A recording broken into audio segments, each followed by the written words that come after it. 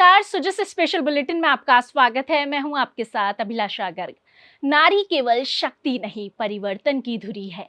वह परिवार की आधारशिला है, समाज की संवाहक है और प्रदेश की नई तकदीर लिखने की क्षमता रखती है। जब नारी सशक्त होती है तो परिवार सशक्त होता है, समाज सशक्त होता है और अंततः राष्ट्र सशक्त होता है। इसी सोच को साकार करने की दिशा में राजस्थान सरकार ने बजट 2026-27 में नारी सशक्तिकरण को प्राथमिकता दी है। यह बजट केवल आंकड़ों का दस्तावेज नहीं बल्कि महिलाओं के आत्मसम्मान, आत्मनिर्भरता और आर्थिक भागीदारी को मजबूत करने का संकल्प है। यशस्वी प्रधानमंत्री श्री नरेंद्र मोदी जी के दूरदर्शी मार्गदर्शन में प्रदेश की डबल इंजन सरकार नारी शक्ति के सशक्तिकरण को अपना सर्वोच्च दायित्व मानते हुए निरंतर कार्य कर रही है। जब माटी की बेटियां उठ खड़ी होती हैं तो धरती का इतिहास बदल जाता है। 11 फरवरी को प्रस्तुत राजस्थान बजट 2026-27 इसी संकल्प का सशक्त प्रतिबिंब है। ये बजट केवल आंकड़ों का दस्तावेज नहीं बल्कि प्रदेश की माताओं और बहनों के सपनों को नई उड़ान देने का संकल्प पत्र है। मुख्यमंत्री लखपति दीदी योजना में ऋण सीमा को 1 लाख रुपए से बढ़ाकर 1.5 लाख रुपए करना केवल एक निर्णय नहीं बल्कि हजारों घरों में उम्मीद की नई किरण जगाने का प्रयास है। ब्याज अनुदान के साथ ये सहयोग महिलाओं को स्वरोजगार, छोटे उद्योग और उद्यमिता के माध्यम से आत्मनिर्भर बनाने की नई शक्ति देगा। आज प्रदेश की 16 लाख से अधिक बहनें लखपति दीदी बन चुकी हैं। ये परिवर्तन की एक सशक्त कहानी है। राजीविका से जुड़ी बहनों के लिए सभी संभागीय मुख्यालयों पर राज सखी स्टोर स्थापित किए जाएंगे ताकि उनके परिश्रम, उनकी कला और उनकी लगन को उचित सम्मान और व्यापक बाजार मिल सके। ये उनके सपने को पहचान देने का माध्यम बनेगा। प्रत्येक जिले में रूरल वुमेन बीपीओ की स्थापना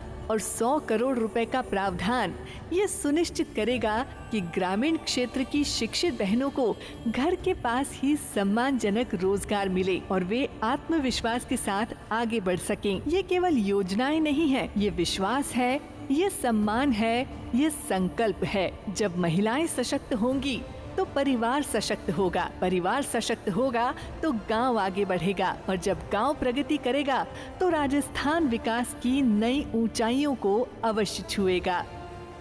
राज्य सरकार का स्पष्ट लक्ष्य है महिलाओं को लाभार्थी नहीं बल्कि विकास की भागीदार बनाया जाए।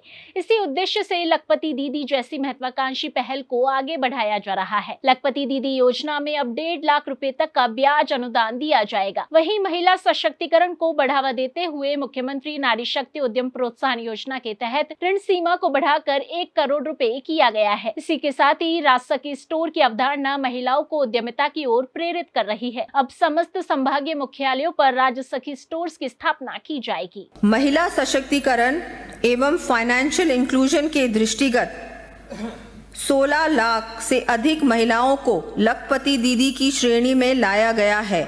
इसी कड़ी में ग्रामीण क्षेत्र की महिलाओं को आर्थिक संबल प्रदान करने एवं रोजगार के पर्याप्त अवसर उपलब्ध कराने के लिए जिला स्तर पर रूरल विमेन बीपीओ स्थापित किए जाएंगे। इसके लिए 100 करोड़ रुपए का व्यय किया जाना प्रस्तावित है। साथ ही महिला उद्यमिता को और अधिक प्रोत्साहन देने के लिए मुख्यमंत्री लखपति दीदी ऋण योजना के अंतर्गत राज्य की लखपति दीदियों को ब्याज अनुदान पर दिए जा रहे ऋण की सीमा 1 लाख रुपए से बढ़ाकर 1,50,000 रुपए किए जाने की मैं घोषणा करती हूँ। यह बजट महिला सशक्तिकरण को केवल सामाजिक मुद्दा नहीं बल्कि आर्थिक विकास का आधार मानता है।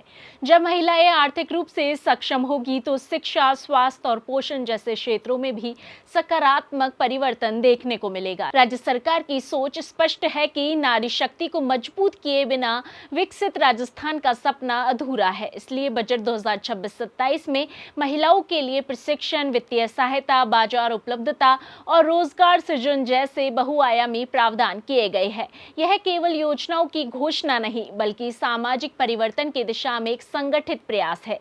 आत्मनिर्भर नारी ही आत्मनिर्भर राजस्थान की नींव है। सो जस्ट स्पेशल बुलेटिन में आज के लिए इतना ही। फिर होगी आपसे मुलाकात, तब तक के लिए नमस्कार।